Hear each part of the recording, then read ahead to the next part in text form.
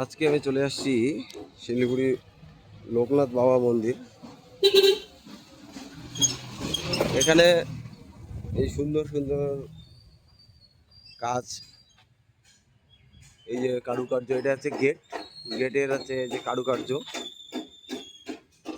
তার সঙ্গে এখানে গেটে ঢুকেই আমরা প্রথমে দেখতে পাবো এরকম একটি ঘর। আর এই যে এটা হচ্ছে ধর্মশালা হচ্ছে, এটার জন্য কেউ দান করলে করতে পারেন। এখানে লেখা আছে মুক্ত হস্তে দান করুন। আর তার ডান দিকেই আমরা একটা পাবো সুন্দর মনোরম গাছ লাগানো একটা পরিবেশ। এই যে এখানে সাজিয়ে তুলেছে এরকম ভাবে। এই যে এখানে যেমন আছে গোপালের মূর্তি আর গাছগাছালিতে ভর্তি এরকম। এটাকে যদি আমরা আরেকটু দেখি ভালোভাবে, ওইদিকে ওইদিক থেকেও দেখাবো এখন আমি। তারপরেই এখানে একটা পাহাড় তৈরি করা হয়েছে। পাহাড়ের সাথে লোকনাথ বাবা এবং শিবকে তুলনা করা হয়েছে এবং দেখানো হয়েছে। তারপরেই একটা এই যে সুন্দর কুঠির বাবার মন্দির, এটাই হচ্ছে লোকনাথ বাবার মন্দির। দারুণ ঘরটা সেই সুন্দর করে বানানো, কুঠির ভিতরে লোকনাথ বাবা মূর্তি আছে। এখানে শোয়ার জন্য জায়গাও আছে, তার সাথে এই যে সুন্দর একটা জলাধার। এই যে উটের পেট থেকে জল বেরোচ্ছে। এই যে শিলিগুড়ি দার্জিলিং রোড বাবা লোকনাথ মিশন, এই যে ড্রাই সাইকেল। তারপরে এই যে একটা কুঠির, এখানে হোম যজ্ঞ করা হয়। এখানে একজন সাধু বাবা আছেন, শুয়ে আছেন উনি।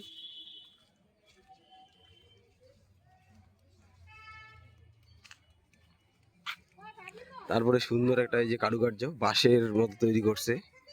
আর এই যে কিছু গাছপালা, ঘাস, মনোরম একটা পরিবেশ, এখানে সময় কাটানোর জন্য বসে থাকা যাবে।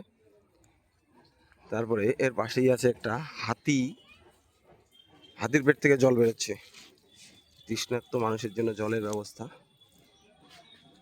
আর এখানে এই যে একটা মঞ্চ, ছানা সাহা মঞ্চ, এটা এখানে প্রোগ্রাম করা যায়।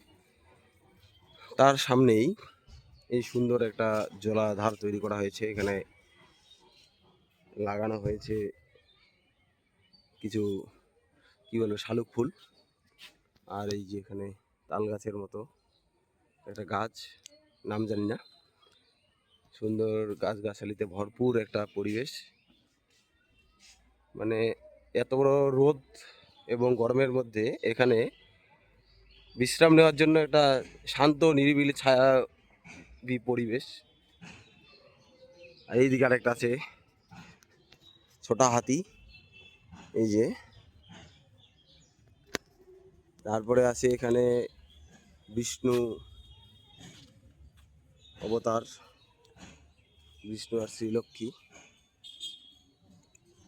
আর এই যে এইদিকে ডান দিকে আমরা দেখতে পাবো, আমি যেটা ওইদিকে ঢুকে ডান দিক থেকে দেখালাম, আবার এদিক থেকেও দেখাচ্ছি। এই যে একটা ফোয়ারা, এটা এখন চালু নেই। সুন্দর এই যে গেটটা, এদিক ভিতর দিক থেকে গেটটাকে দেখা যাচ্ছে। আর এই যে গাছগুলো লাগিয়েছে দারুণ সুন্দর করে, এই যে দেখুন। আর ওই যে লোকনাথ বাবার মন্দিরটা, এই যে এটা কুঠিরটা,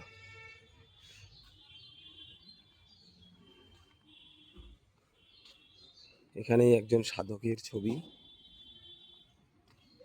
আর এই যে আকাশগঙ্গা জলাধার। এখানে আরেকটা মন্দির আছে, মা মিলন মন্দির। দেখি এই মন্দিরটাতে কি আছে। এখানে আবার একটা রথও আছে, এই যে এটা একটা রথ। আর শ্রী শ্রী গণেশায় নমো মা মঙ্গলচণ্ডী, এই যে শ্রী শ্রী শিব লোকনাথ, এখানেও একটা মন্দির।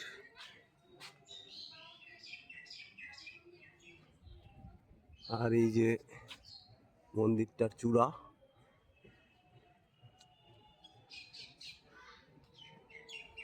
সুন্দর একটা পরিবেশ। এখানে আবার নিচে একটা জলাধার আছে, চারিদিকে জল, এই যে ফোয়ারা বেরোয় এসব দিয়ে। ভিতরে যে কেমন করে ঢুকে সেটাই তো বুঝতে পারতেছি না। এটাও কিন্তু মন্দির, মঞ্চ সামনের দিকে, পিছনে আবার পুরোটা মন্দিরও। আর এই যে এখানে হচ্ছে ভোগ রান্না হয়, ভোগ ঘর। হ্যাঁ, এখানে ভোগ রান্না হয়। আর এই যে পুরা মন্দিরটা, অনেক বড় মন্দির একটা। এই যে এখানে কিছু কচ্ছপ আছে, এই যে, বাহ, টার্টেল।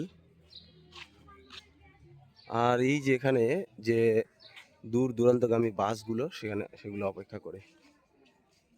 আর এই যে এখানে একটা পুকুর, পুকুরে জল আছে, এটা হচ্ছে জলাশয়। সুন্দর ছায়ায় মানুষজন বসে আছে। এটা মঞ্চ আর এটা মন্দির। ভিতরে যে কখন ঢোকে টাইমটা জানি না, ঢুকতে পাবো কিনা কি জানি।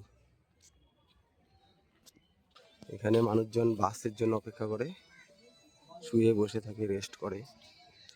এই সুন্দর গাছপালা যুক্ত একটা পরিবেশ।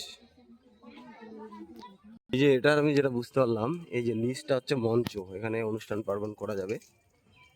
ওই যে মঞ্চটা, আর এখানে প্রোগ্রাম করা যাবে। আর উপরটাতে মন্দির আছে।